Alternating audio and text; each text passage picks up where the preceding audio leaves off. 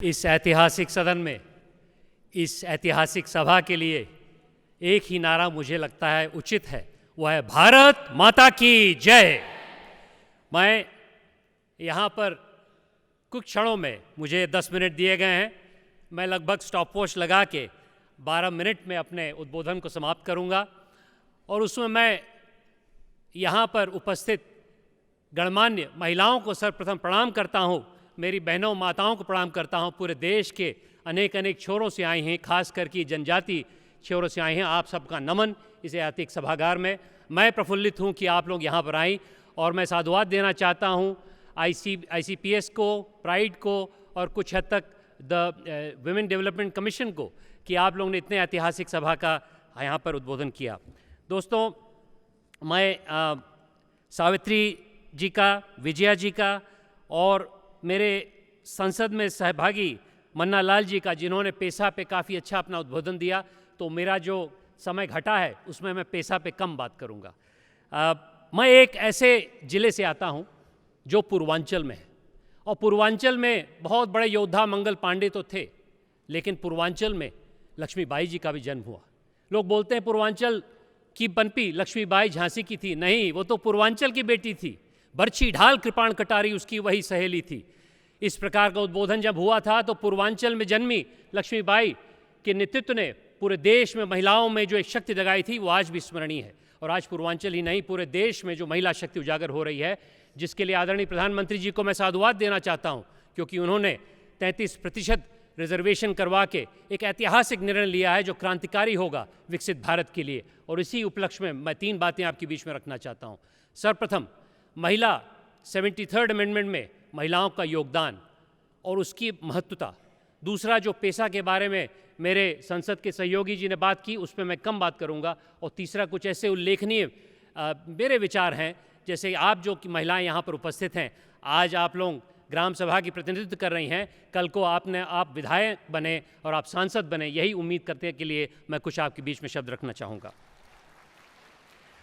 सर्वप्रथम, विकसित भारत में आदरणीय प्रधानमंत्री जी ने एक हमें बहुत बड़ा लक्ष्य दिया है। यह लक्ष्य है कि 140 करोड़ भारतीय एक दूसरे के साथ मिलकर अगले 23 साल में एक नवीन भारत का निर्माण करें। इसमें GDP ग्रोथ ही नहीं, इसमें किस दिशा में हम लोग जाएंगे उसका भी हम लोग को अवलोकन करना पड़ेगा। वह दिशा अपनी संस्कृति से जुड़ी हुई हो, वह दिशा जो कि भारतीय सभ्यता से जुड़ी हुई हो। और यहाँ पर मैं देख रहा हूँ जित महापुरुषों की यहाँ पर जो मूर्तियाँ और चित्र लगे हुए हैं, उन सब ने एक ऐसे भारत का स्वप्न देखा था जो अपनी संस्कृति से जुड़ा हुआ हो, और इसमें महिलाओं का बहुत बड़ा योगदान होगा। पिछले 10 साल से जब से भारतीय जनता पार्टी की सरकार आई है, आपने देखा है कि किस प्रकार से अनेक ऐसे कार्य हुए हैं जिसमें महिलाओं का प्रतिनिधित्व हुआ है। पहले शौचालय नहीं होते थे, आज शौचालय हैं। उज्ज्वला स्कीम से आज की तारीख में महिला सशक्त हो गई है।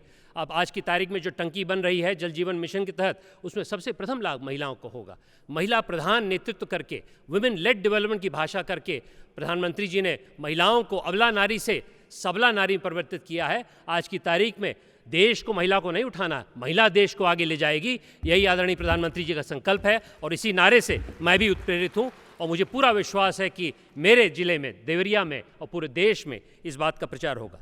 रही बात पंचायती राज विधेयक की, जिसमें हमारी राजनीतिक की आखिरी श्रेणी में महिला प्रतिनिधित्व कई सालों से हो रहा है, और इसी कारणवश आज की तारीख में यदि 33% रिजर्वेशन हुआ है तो उसके पीछे एक बहुत बड़ा एक संबल है, आप लोगों का संबल है। लेकिन यह भी बात सही है कि कभी कभी प्रधानपति के होते होते यह जो शक्ति है ये अपूर्त रहती है। लेकिन यह प्रमाणित हो गया है कि आज की तारीख में 33% ही नहीं, करीब 44% रिजर्वेशन, 44% महिला प्रतिनिधित्व ग्राम विकास में हो रहा है।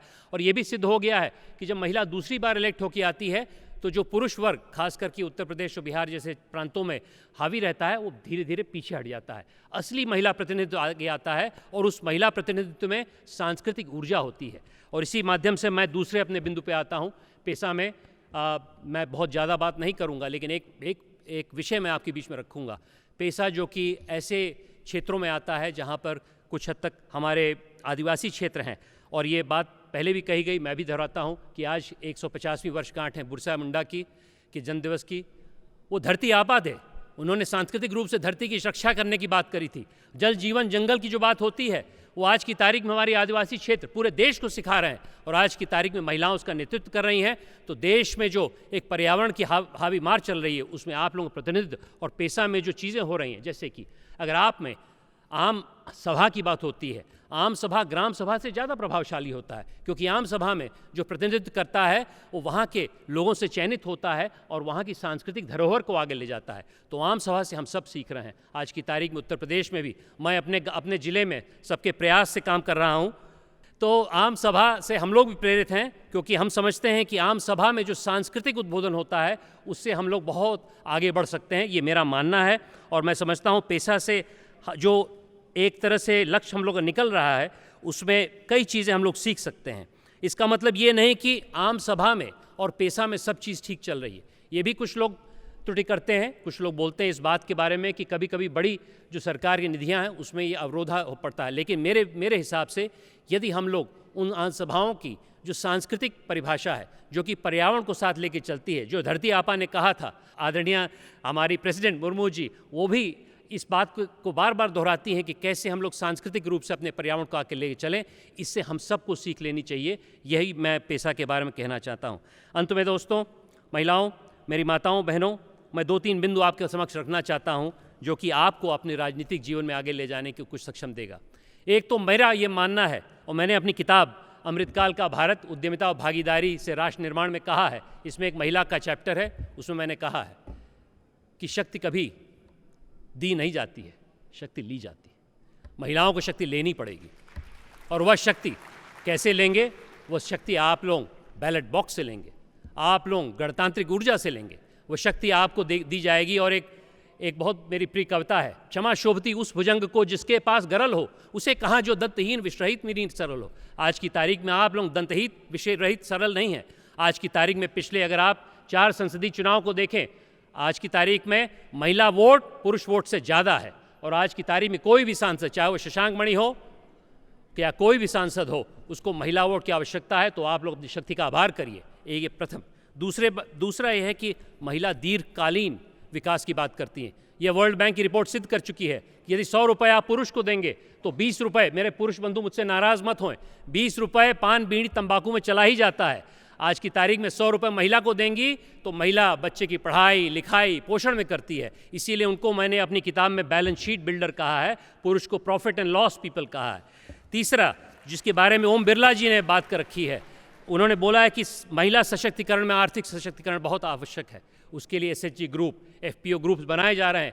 लेकिन मेरी माताओं बहनों, आप लोग इससे संतुष्ट मत होइए। देवरिया संसदीय क्षेत्र में मैंने टेक शक्ति से, VR, आर्टिफिशियल इंटेलिजेंस से, कार्या में कई महिलाएं, कम से कम 1000 महिलाएं आज की तारीख में आर्टिफिशियल इंटेलिजेंस का प्रयोग करके अपने घर में 4000-5000 रुपये घर बैठे कमा रही हैं। इसका भी आप लोग प्रयोग करिए। चौथी बात, आप हमारे पर्यावरण को साथ लेके चलती हैं। मेरे संसदीय क्षेत्र में, मेरे गांव में एक बहुत विशालकाय वटवृक्ष है, उसकी छाया 120 फुट की है। मेरे गांव का नाम बर्ग के पार है, लेकिन उसका जो परिक्रमा करती हैं, धागा बांधती हैं, वो महिलाएं होती हैं। महिलाओं ने उसको 3 साल के वटवृक्ष को सार्थक रखा है। आने वाले समय में महिला की बहुत भूमिका होगी। और अंत में महिलाओं, मैं आरक्षण के विधेयक से मैं ये भी कहना चाहता हूँ कि ये संदेश देश का ही संदेश नहीं है, ये पूरे विश्व में जा रहा है। आज की तारीख में डिजिटल टेक्नोलॉजी की बात करी गई, लेकिन मैं यहाँ कहना चाहता हूँ कि जो हमारे महिला आरक्षण के अधिनियम से बात होगी, पूरे विश्व में डंका होगा कि भारत माता ऐसी नेतृत्वकर्ताओं को जन्म दे रही है जो अपने देश ही नहीं विदेशों में भी यह उल्लेखित करेंगी कि मातृशक्ति की आवश्यकता पूरे विश्व को है। अंत में दोस्तों, मेरी माताओं बहनों, मैं कहना चाहता हूँ कि मेरी 2 बेटियाँ हैं। मैंने 10 साल पहले अपनी दोनों बेटियों तारिणी और ईशा का उपनयन संस्कार कराया। मैंने अपने ही गांव में इनका उपनयन संस्कार इसलिए कराया क्योंकि मैं कभी भी नहीं चाहता था कि जैसे वो बढ़ें उनको ऐसे लगे कि उनके भाइयों के, मेरे कोई बेटा नहीं लेकिन उनके मान लीजिए कज़न ब्रदर के अलग हैं। तो मैं चाहता हूँ सांस्कृतिक रूप से हम लोग को अपनी माताओं बहनों को पहले से ही प्रज्वलित करना पड़ेगा, ताकि सांस्कृतिक रूप से पहले से ही, बचपन से ही उनको लगे कि मैं पुरुषों से कभी कम नहीं हूँ। तभी जाके इस अधिनियम का सर्वांगीण विकास होगा। अंत में मैं आदरणीय अटल बिहारी वाजपेयी जी की एक कविता से अपनी बात को विराम देता हूँ। उन्होंने कहा था, 15 अगस्त का दिन कहता आज़ादी अभी अधूरी है, सपने सच होने बाकी हैं, राखी की शपथ न पूरी है। राखी की शपथ पूर्ण करने के लिए आदरणीय प्रधानमंत्री जी ने महिला अधिनियम बिल लाया है। इससे आज की तारीख में ये बहुत सौभाग्य की बात है कि हमारे संविधान के 75वें वर्ष में हम लोग उस राखी की शपथ की पूर्ण करने के लिए इस कार्य योजना का आयोजन कर रहे हैं। आप सभी लोग को उस नए मार्ग के लिए आपका भाई, आपका बेटा आपको मार्ग प्रशस्त करता है, आपको धन्यवाद देता है। मेरे साथ फिर से बोलिए, भारत माता की।